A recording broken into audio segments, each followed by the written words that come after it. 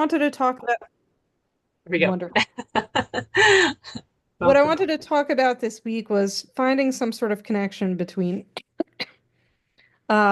recent Torah portions and small town Jewish life. And every Shabbat, I do Torah study with my daughters. They're 7 and 9 years old. Mm. And I think quite a bit about their Jewish upbringing versus my Jewish upbringing. So they're being raised in Waterville, Maine, which is a town with 16,000 people.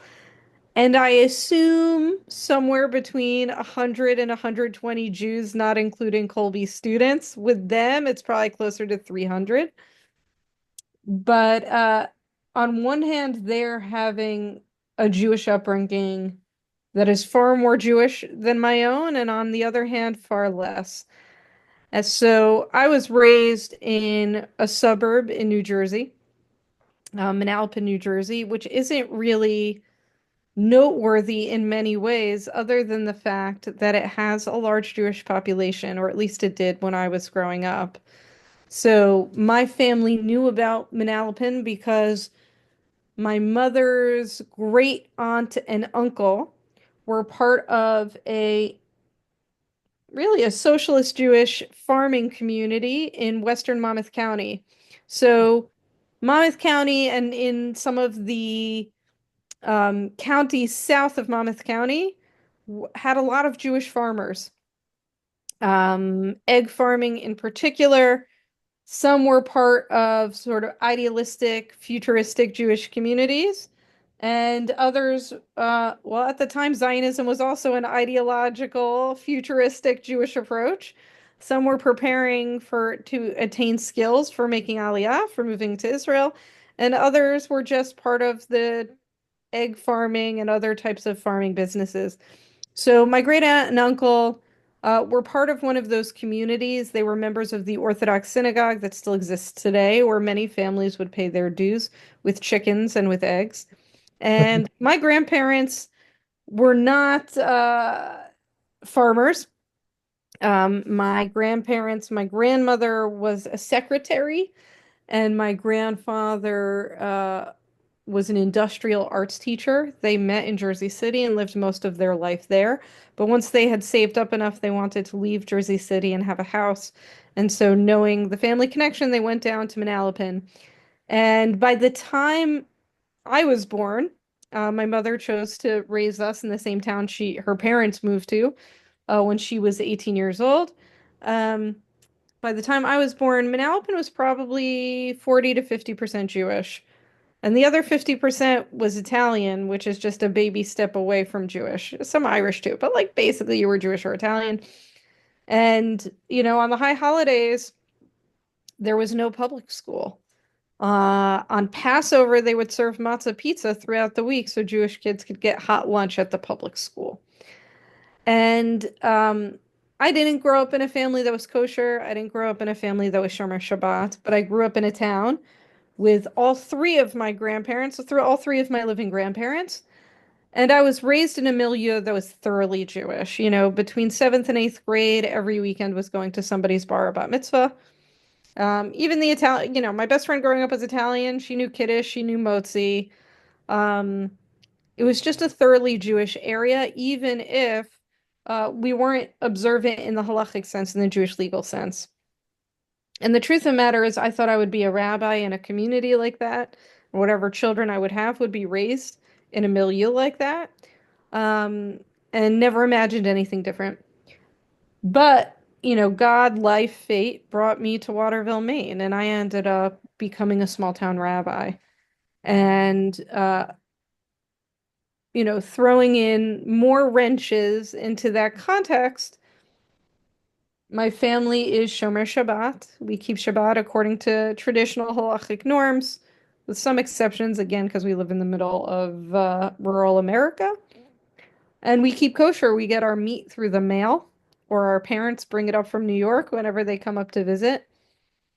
And this was not a context that I was prepared for, and it wasn't a context uh, that was familiar to me. But what is interesting is that it was familiar to the multi-generational Jewish families that were from Waterville, Maine.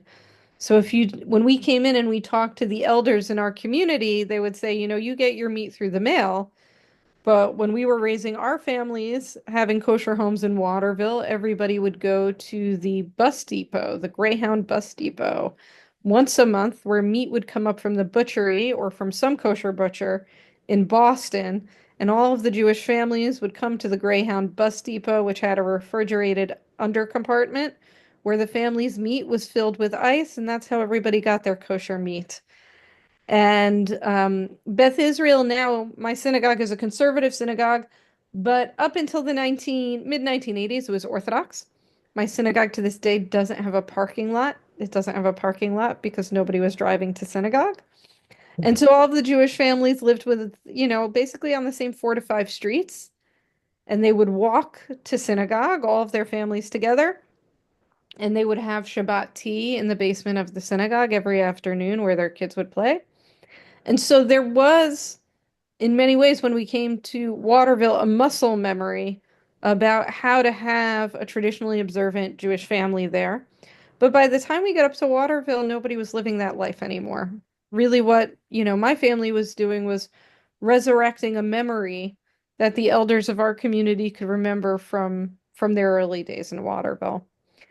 And part of the connection that I made as I was studying with my kids this past week with Parshat Naso and with its Haftarah was related to the idea of the Nazarite. Um, so the Nazir. And so in the Torah portion, we're now in the book of Numbers. In the Torah portion, Naso, what we encounter are the laws of becoming a Nazarite. And in the Haftarah, we read a story of Samson, who might be the tradition's most famous Nazarite. So, for those of you who might not know, or to review for those of you who do, a Nazarite is somebody who is Jewish, traditionally or always male, and takes upon himself certain obligations above and beyond the strictures of Jewish law that fall upon the rest of the Jewish people. So the Nazarite doesn't drink wine, doesn't cut his hair, and cannot come in contact with a dead body. So most Jews, most of the time, can drink wine. Actually, wine is a crucial part of our tradition and it brings joy. Most Jews can cut their hair. Maybe not during the period of the Omer, but in general, we can cut our hair. We can shave most of our beards for those of us who grow beards. And of course, most of us can come in contact with dead bodies because that's how you prepare bodies for burial and it's how you perform funerals. But you have this Nazarite tradition of certain people who, by choice, in most cases, they take a neder, they take a vow, and they abstain from these behaviors and these materials for a year.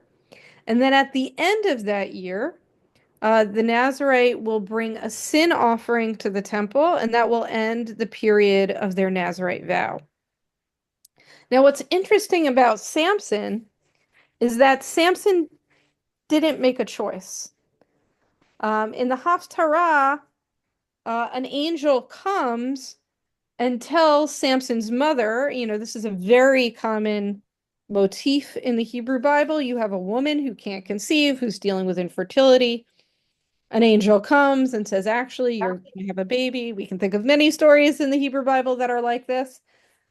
And in some cases, sometimes it's the case that angel will say, and now your child or your son will be dedicated to temple service. We know that from the High Holiday Liturgy.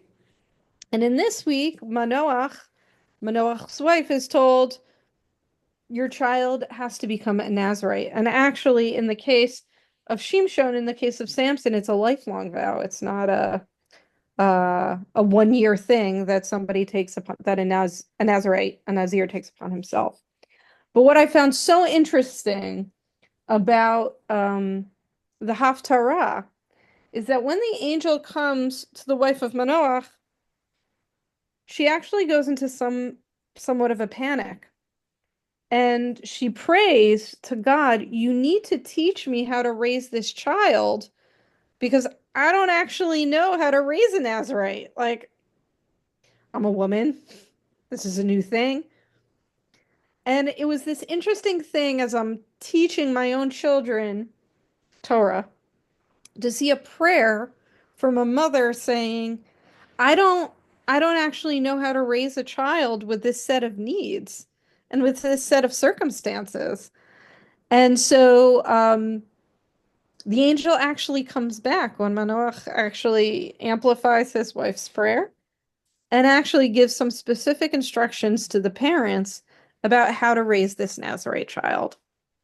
And I think that to me, that as a parent in general, it just resonates with me because you can read a million different books. You can get as much advice. I got so much advice when I was pregnant for my congregation, but there is always this element, when you become pregnant, when your child is born, of like, I don't actually know what I'm doing. And I actually would have loved an angel to come down and say, all right, like from God, I can give you the official way to do it. But that actually there's this wonderful moment when a parent reaches out and says, my child is going to be very different than me.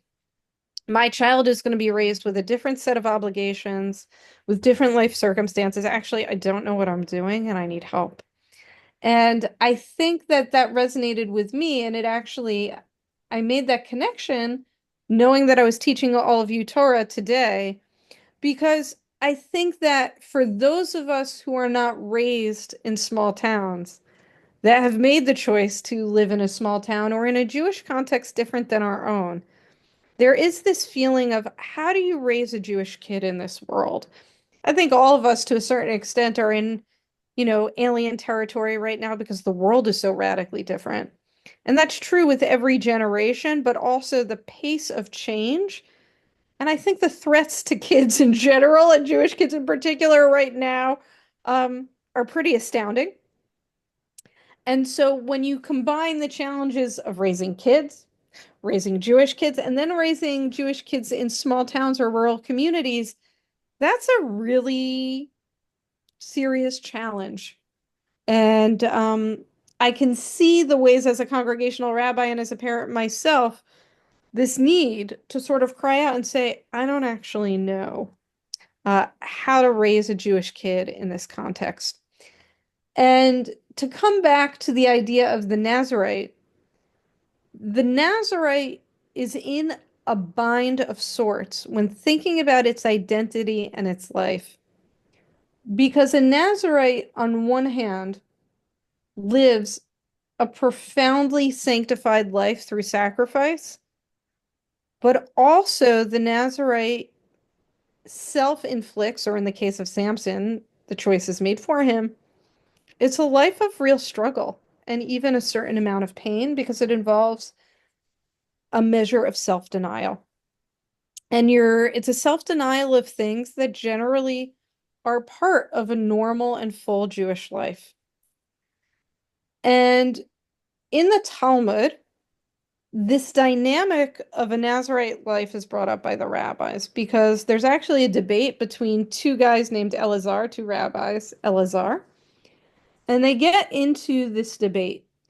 Is the Nazarite a sinner, or is the Nazarite somebody who should be elevated above the entire community because they're sacrificing so much for their vow?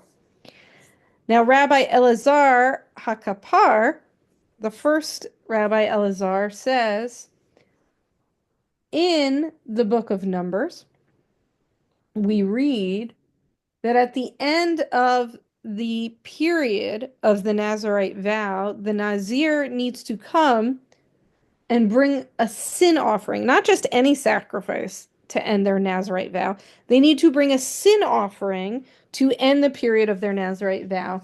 And Rabbi Elazar Hakapar paid very close attention to that, and he said, why would a Nazarite need to bring a sin offering? One would think that if you're taking all of these extra obligations upon yourself, you wouldn't bring a sin offering. And what he deduces from that is that there is something sinful in depriving yourself certain types of pleasure above and beyond Jewish law.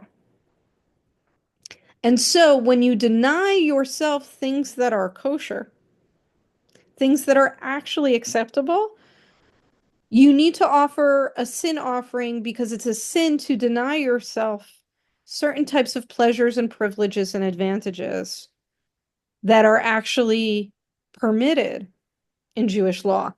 And I also think in particular, the three things that the Nazarite abstains from are things that connect him from the larger community.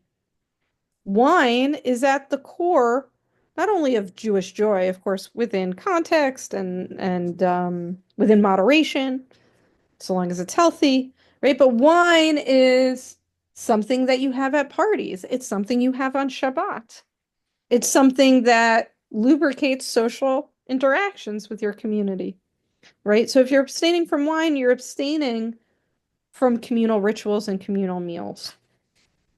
Likewise, in terms of not engaging with a dead body, that means you're not part of funeral processions, which is also a place where you're coming together with your larger community. And in terms of the hair, at the very least, you are marked in a certain way that separates you from the rest of the Jewish community that can cut your hair. And so a Nazarite needs to atone not just for the pleasures that are available to him that he chose to abstain from, but also specifically from certain rituals that disconnect him from the larger Jewish world. Now, the second Rabbi Elazar says, actually, the Nazarite is holier than every other Jew. You shouldn't pay attention to the fact that it's a sin offering. What you should pay attention to the fact is that the Nazir goes above and beyond what is required of the law, and therefore he has within him Ruach HaKodesh, a Holy Spirit, in many ways a spirit of nivu'ah, of prophecy. And so what you have here in many ways is a debate about what it means to heap upon yourself, either by the circumstance of life or because you've chosen it upon yourself, to make your life more difficult as a Jew. And that reminds me in many ways of what it means for me and for my children living a small town Jewish life. Now, my wife and I made the choice ourselves. My children are just implicated in the choice. It was made for them. They don't get to go to a public school that's canceled for every major Jewish holiday. They don't get to go to ShopRite, where you have a kosher butcher, a kosher fish stand, not only two kosher aisles, but a support Israel aisle. That's still true at the ShopRite that my family goes to. So, when I'm home in Manalapan with my parents and my kids are with me, and we don't have the kosher meat that we want for a meal, we can drive less than a mile away to ShopRite and get everything we need. We can walk to many synagogues on Shabbat. We can connect to a community that is large, synagogue sanctuaries that are full, communities where you can be surrounded by other people who love and support Israel, right? All of those things, that feeling of normalcy and that feeling of Jewish comfort abounds in the type of place that I grew up. My wife grew up in Westchester, New York, same thing. And so in many ways, there is a self-deprecation that is really good and really bad at the same time. The good part of it is that as my children and we work so hard to maintain a Jewish life, there is an element of reward and preciousness to everything that we do. So when we actually have a meat meal in my house, which never happens more than once a week, my children think of hamburgers, of hot dogs, of chicken wings, the way that most people would think about caviar, right? It is something inexpensive and it is something that brings you joy, and it is such a privilege and an oneg. And there's something in that that really reminds you of the holiness of this choice to keep kosher and to keep kosher in a small Jewish community. And on the other hand, sometimes as a parent, I think maybe it's too much. It's a huge sacrifice to live this way in a small town that is not built to facilitate our kinds of observance. Yesterday there was a school fair, a community PTA fair at my younger daughter's school. And we don't drive on Shabbat except to synagogue. So my wife and my daughters rode their bikes 2 miles to get to the fair, and it started raining. Now my kids are 7 and 9. They rode their bikes each way through the rain so that they could participate in this school fair.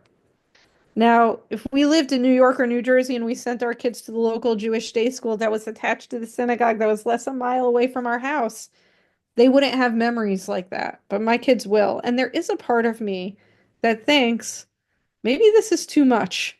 Maybe this isn't something that is holy. Maybe it is something that is just too far. And that ultimately I, as a parent, will have to atone for how much I put my kids through and for how much they needed to handle. And in the example of Shimshon, in the example of Samson, there is an extent to which he was so strong as a man and as a Jew because of everything that he needed to sacrifice and all of the discipline that a Nazarite life had to take upon him. It was quite literally his strength. But there might have been an extent to which it was just too much. And then ultimately, when he couldn't keep his vow anymore, it broke him. And it broke his family and his community in a certain way. A lot of times when we think about Samson, first of all, when I was growing up, when Samson got his hair cut by Delilah, I actually thought his hair was magic, that the reason that he lost his power and went blind is because there was something magical about his hair that couldn't be cut. No, the reason he lost his strength is because he was no longer self-disciplined and he broke a promise. So it's something to think about of how long can a person really live with that amount of difference and that amount of sacrifice. And I think that we as a community need to balance what it means to carry these burdens that sanctify us, but that are also might just be too much, and how to balance those two opinions of rabbis Elazar. One, that there's something really sacred in the sacrifices that we take upon ourselves in order to maintain our integrity as Jews. And also, there's a point at which it's too much, and we've sacrificed too much for our Jewish identity. And we need to atone for how much harder we've made it upon ourselves to live Jewish lives in this moment. So I'm going to leave it there. I want to have time for questions and conversations. You might like this analogy, you might not, but this is where my mind went as I was working on last week's portion with my kids, and I'm looking forward from hearing from all of you about your thoughts on this. So Susan, I see your hand up. First of all, thank you, Rabbi, for being so thoughtful about the insights that come with our desire for identity. And as you talk about the importance of community, and as we hear that from other rabbis, especially in these times, um, I wonder about your perspectives concerning belonging to the larger community, to the community that is not Jewish, because in a way, I wonder if accentuating our almost tribalism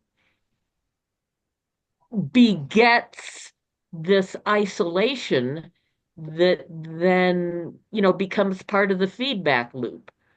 We we kind of self-impose our identity, and carried too far, it I understand how from a non-Jew it can look, arrogant. It could look like the chosen people, meaning something other than responsibility. I mean, this tension between the Jewish community and the public community in places like Trinidad are different than in places like Denver, and certainly different than in places like Westchester. But we live now in these times with such tension. In one sense, are we isolating ourselves and thereby becoming more of a target and less less contributing to the greater community? Hmm. I think as Jews we have an obligation not just to the Jewish community, but to the public community, to our brethren who are not Jewish. So that's a great question, and it's a wonderful entree into one of the hallmarks of small town Jewish life. So part of my job as the executive director of the Center for Small Town Jewish Life is not only supporting Jews who live in small towns or Jewish communities in small towns, but also to teach the larger world about what makes small town Jewish life special. And small town Jewish communities, for the most part, have always engaged in interfaith integration to a greater extent often than Jews in urban areas. Because if you're in New York City, if you're in Manhattan and a quarter of New York is Jewish, you could live your life engaging only with other Jewish people. When you live in a place like Trinidad or Waterville, Maine, that's just impossible. Like you can't live that way. And so the integration with the larger community has always been a necessity and a strength of small town Jewish life. Um, and I'll give a few examples, both in the history of my congregation and in current, about the ways in which you can be firm and committed to your unique Jewish identity, but actually through your public and proud expression of Jewish practice, you can actually invite people into your community to reduce that sense of misunderstanding. So I'll give one old example and a couple new examples. One of the coolest things, I came to Beth Israel congregation 14 years ago, and the president of the synagogue at the time, Tiffany, took me on a tour of the synagogue building. And one of the coolest things that she showed me was a little plaque. And on that plaque, it said, this water fountain, the water fountain had since been taken down, but this water fountain was donated by the Lebanese Youth Organization of Waterville, Maine. And I'm like, how many synagogues have a water fountain donated by the Lebanese Youth Organization? But I'll tell you why the Lebanese and Jewish communities were so close and still are to this day in Waterville. The Lebanese community, it's called, they're Maronite Christians. So these were Lebanese Christians that left Lebanon in the late 1800s, early 1900s, fleeing from Ottoman persecutions of religious minorities. And so in New Hampshire, northern Massachusetts, and Maine, there are a lot of Maronite Christian communities. They were Arabic speaking for a long time, not so much anymore. And a lot of these Maronite communities worked in mills along the large rivers in northern New England. There's a pretty significant there was a significant and still is to this day Lebanese community that worked in the mills on the shores of the Kennebec River. Um, and so they came to Waterville right around the time the Jews started coming to Waterville, Maine, escaping pogroms from Lithuania. And they came as peddlers to Waterville. And so you had the Lebanese and the Franco-Americans, which is the other major ethnic group in Waterville. They were working on the mills. And the Jewish community were the peddlers that were selling their wares throughout the area. The Jews spoke Yiddish, prayed in Hebrew. The Lebanese spoke Arabic, prayed in Syriac, which is their liturgical language, which is very close to Aramaic. And the Franco-Americans that came from Quebec down to Maine for employment, they spoke and prayed in French, Quebecois French. And so the Lebanese, who are Catholic, wanted to go to the Catholic youth organization in the Franco-American churches. But because they were brown and because they were Arab, the other Catholics excluded them from their youth group. So the Jews said, we'll hang out with you. And so the Lebanese and the Jews got very close and they played on the same basketball teams and played sports together at the local Boys and Girls Club. And so, because the Lebanese and Jewish communities became so close, and because it meant a lot to the Lebanese community that the Jewish community invited them in, when the synagogue, the new synagogue building was built in 1957, they donated the water fountain to my synagogue. I'll give another example.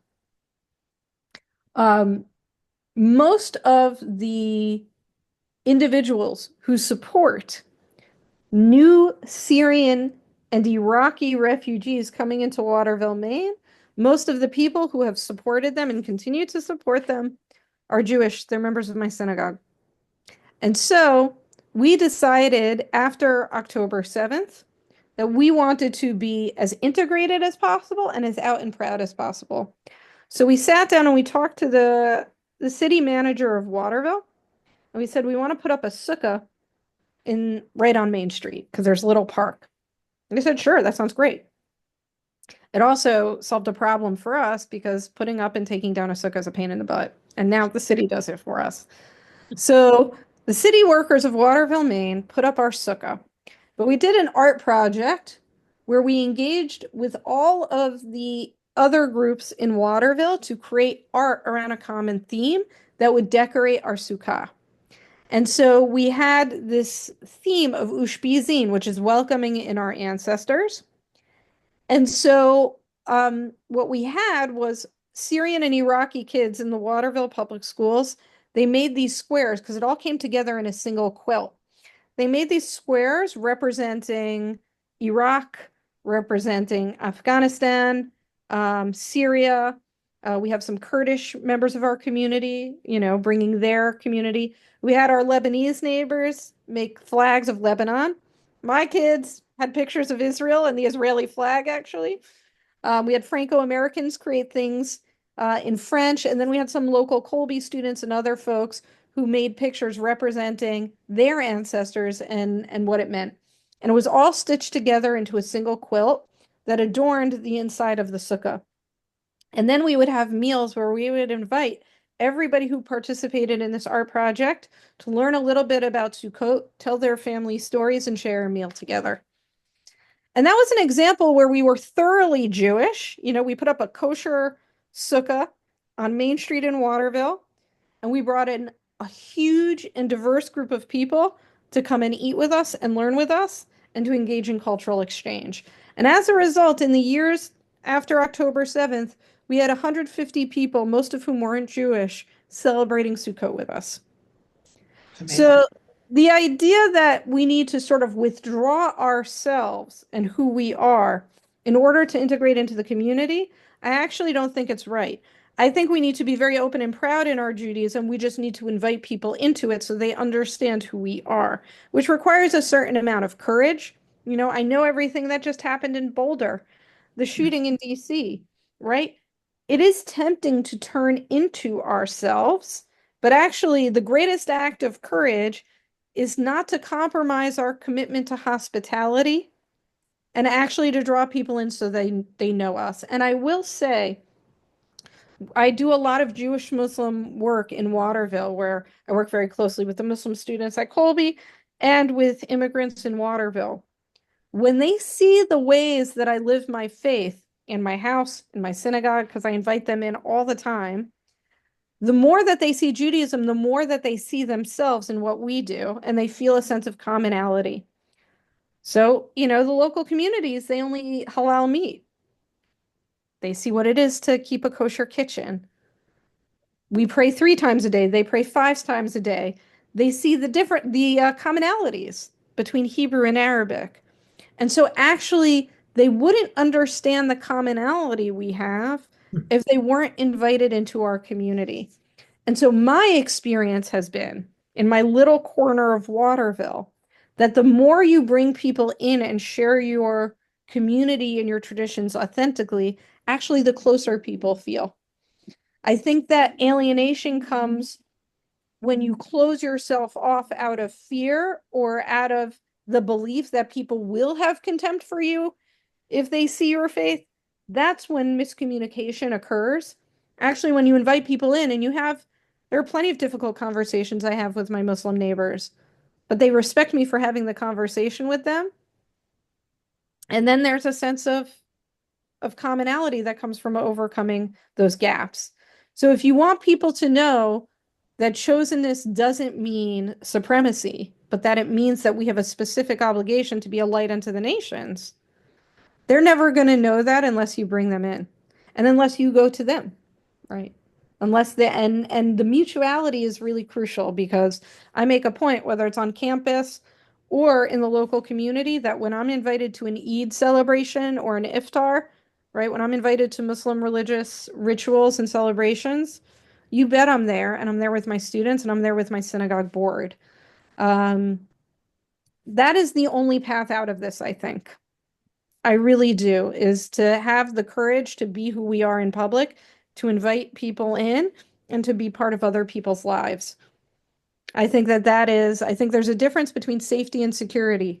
Safety is making sure that your bodies are okay. Security is knowing that you have relationships that are diverse and strong enough that you can actually get through whatever challenges exist together. Rabbi, I don't have a question, but just a quick observation from experience. It's interesting that you mentioned about the Lebanese community. The first Jewish community that I really had significant experience with was in Wichita, Kansas, which is not a small town, but it's, 450,000 people. But it has a decent Jewish community and a couple shuls, but it has a very large and prosperous Lebanese community. And the two communities are close and have historically been so. So it's kind of interesting. Yep.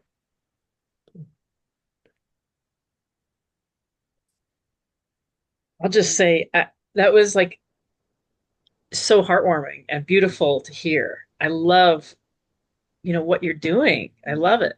And at Temple Aaron, I think we would like to do more interfaith things. We are doing some, but we would like to do more. And maybe it's easier in a smaller town, where you know people and you can do that at a very local level. I'm just so curious what you think, in our country, and maybe this is beyond the scope of what we want to talk about here. I don't know, but in the country right now with the political divisions so heated and everything, and so much charge and emotion about the situation in Israel, do you see a way to overcome that, more broadly? How would you go about that? Yeah. I don't think we can solve these things. Yeah. I've become either because it's not possible or because it's beyond me. I don't think that these types of divisions can be overcome systemically. The cat is out of the bag with social media, which is driving most of our polarization and mutual dehumanization. And I don't think either political party is going to regulate these platforms. I think that's abundantly clear. Um, I also think that people can see things that they couldn't see previously. So if you're watching maybe video of October 7th or video of what's happening to civilians in Gaza, it's shocking and it's repulsive in a way that polarizes the discourse and makes people angry and develops mutual distrust. There have been many wars throughout history, but this is a unique moment where you can see everything very up close in graphic detail, with and without proper context. But when you are absorbing this kind of media that is polarized, that's dehumanizing, that's graphic, what you have is that people who aren't even Israeli and Palestinian themselves are sort of having this vicarious trauma through what they're watching, which leads to greater dehumanization and radicalization. And that is beyond us. right? I wish that we had the kinds of leaders that A, would just address the war in a more productive way, right? Which we don't have. But also, we don't have the types of leaders that are willing to say, these technologies are poisoning us in our communities.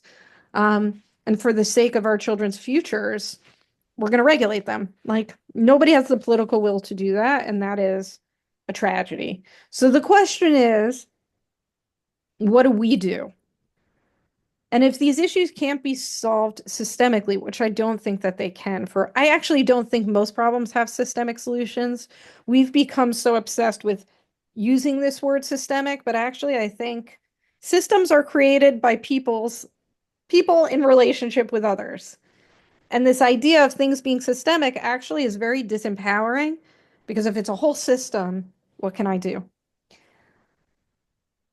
The systems of human society are upheld and created by individuals who make choices every day. And so what we can do is change ourselves and have influence on the people around us.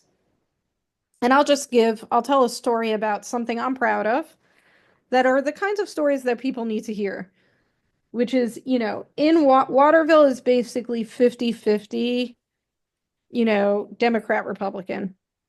And, Trump is an interesting phenomenon, without getting political, that a lot of people who support Trump used to be Democrats 15, 20 years ago. So it's like there's a political realignment happening.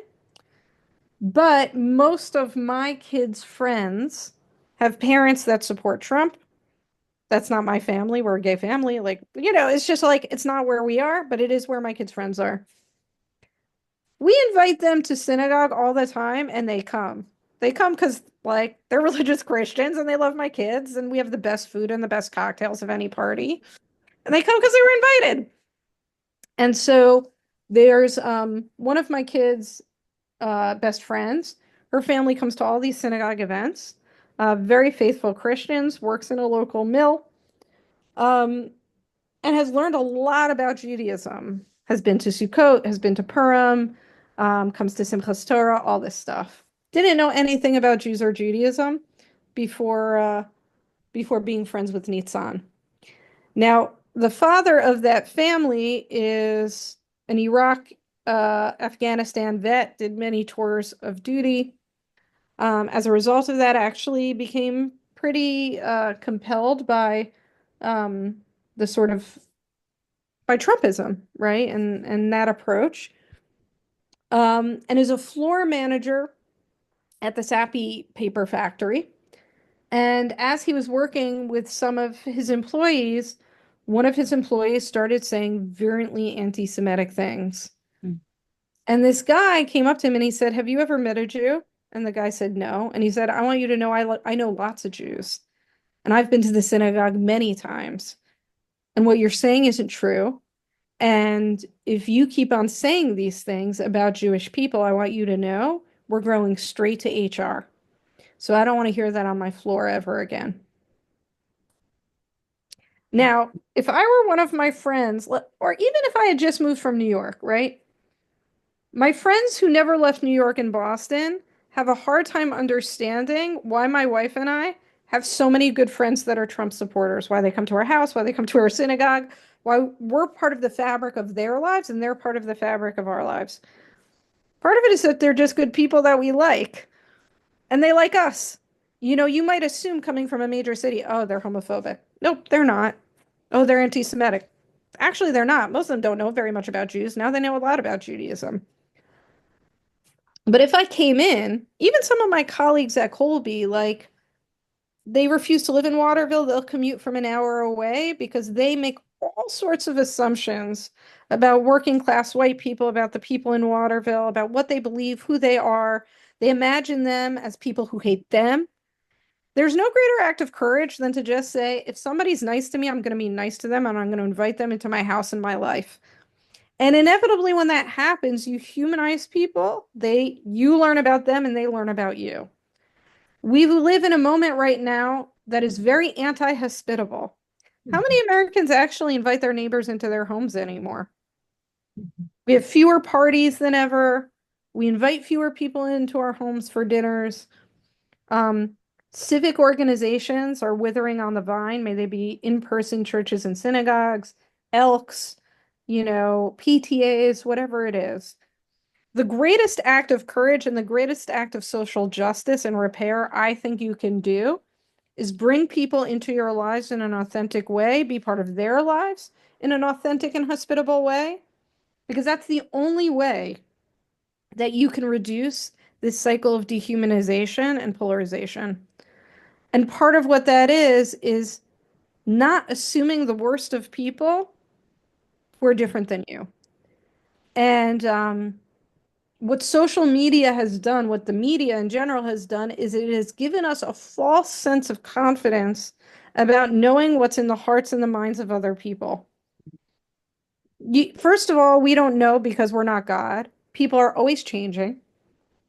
People are always changing, so you can't know who people are in a static way because people change all the time. But human life is complicated and diverse. We don't know each other unless we actually are in in-person relationship. So the only path to healing, in my opinion, is hospitality across real and imagined lines of difference. Thank you. I appreciate all that you just said. And just in case anybody here online is not aware, we have an interfaith series going on. It's roughly once a month, and we're bringing in leaders, religious leaders from all different faith traditions. So, like this Wednesday, um, we have Sarah Bender, who is a Zen Roshi, and she'll be speaking. So everybody is, more than welcome. I hope you'll come at 6 o'clock on Wednesday evening. But yeah, I mean, we're trying to do that in our small way. I think reaching out to learn and share and We do hopefully have people build from some the bridges. Islamic faith that attend. Yeah, So it's interesting when we have services, we often have a contingent of non-Jewish people there, um, particularly for Pesach, but other services as well. And I think that tradition in Trinidad goes back a long ways, really. Um, Mhm. it's it's interesting because you mentioned there are many challenges, in small town Jewish life, and there are many problems with social media and the internet and so on, but there are also opportunities that we've been able to have to grow a community that's not really rooted in that little town, but is more of a regional and virtual community. And so that's kind of an interesting phenomenon too. Can I I think, share a story? sure, go for it. Kim, Sherry, anybody step in if anything's inaccurate, but just kind of going back to the origin of Temple Aaron specifically and the town of Trinidad and its working together across religious lines. The last full-time rabbi that was with Temple Aaron died 1916. Freudenthal, not Alfred, it's his son. What's his Leopold. Leopold. Leopold. Leopold Freudenthal. He knew fluent German. He was from Germany. The Freudenthals were from Germany. When the temple was built, and Kim could speak a lot more about this, but the architect Isaac Hamilton Rapp built this temple as well as the Zion Lutheran Church at the same time in the town of Trinidad. Temple Aaron already had their rabbi. Zion's Lutheran did not have their pastor yet. And because the rabbi spoke fluent German, when he was done with his sabbatical, his Shabbat services, Friday, Saturday, Sunday morning, he'd go to the Zion's Lutheran Church and do their service in German so they could understand it. When they finally, and this is information I actually verified with some of the elders currently there at the church, when they finally were provided their first pastor, he didn't want anything to do with the rabbi or any of the Jewish folks in town. He just said, no, I'm not, they can't attend. They sent him back on a train faster than he arrived. And the rabbi stepped back in, conducted more services until another pastor came in. And that relationship has been going on for 135 years. So That's a beautiful, beautiful story. And I think it is a feature of small town Jewish life that you would not, yes, you can self-segregate in a city in a way that you can't in a small town. And I think that I have taught Torah in every single church in Waterville, Maine. that's great. That's I really love opening up to the Torah when I give tours. I know I'm not supposed to, but I do. I'm up there in a bima with people who've never seen a Torah. It's just kind of magical when I see it. It is. I remember I brought a group of Mormons. I had 150 Mormons in the sanctuary of my synagogue. And I showed them the Torah scrolls, the Big Elot, the prayer books. You know, they're like, "Oh my gosh, we know these stories, we know these Psalms." For them to see a Torah scroll was so inspirational for them. And then, of course, what I told them, I said, it was the Jews who invented the crock pot because of Shabbat. And, Mormons love crock pots. And I think, every time, like I'm at Hannaford, which is our local supermarket, or I'm walking downtown, a lot of times I'll see, people from the Latter-day Saints Church, and they're like, "Rabbi, I still remember what you told us about the crock pot." So they also like the Torah, but like when you're in community, you find a way to connect. Jews kind of help establish corned beef and cabbage for the Irish because That's in Ireland they used to have pork and cabbage. When they moved to New York, they couldn't find pork. They found corned beef at the deli, so it became corned beef and cabbage, which yeah, is delicious. what I love about America. Rabbi, thank you so much. This has really been, yeah, it's been great, special. Thank you. Come back, please. Sure. Well, wonderful. I love teaching Torah. And uh, look at the website of the Center for Small Town Jewish Life so you can see a little bit more about what we do. I'm just putting it in the chat. We Thank you. run an annual conference in June. Actually, this year it's next week of small town Jews from across the United States. So think about coming. June, Maine, it's like heaven. So think about coming and joining us. But it's wonderful to be in community with other folks who are invested in small town Jewish life. It's such a pleasure. Because you're Thank working you. with congregations across the country in some capacity supporting them, right? Yeah, so we have partners in 24 US states. We hope to grow that significantly in the years to come. So yeah, we have our a few programs. If you're interested in being trained about how to lead services, we have a program, our Shlichei Tzibor program, that we're actually recruiting for right now. You can be trained online how to lead Shabbat and your Shiva Minyanim. So if you want to learn, we do that online for small town Jews, most of whom don't have full-time rabbinic clergy. And not next year, but the year after, we're going to be leading programs on small town Jewish leadership for lay leaders. And then we also have a program for people who are new to the small town rabbinate, clergy, and Jewish communal professionals. So those are the three things that we do. You can find it all on our website. And we just love to keep you all connected. And certainly, if any of you want to,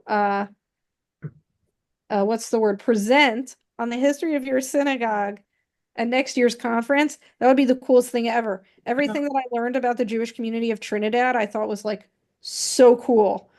And it's on Shabbat, so it won't be recorded. You can say whatever you want. There's so much that could be shared.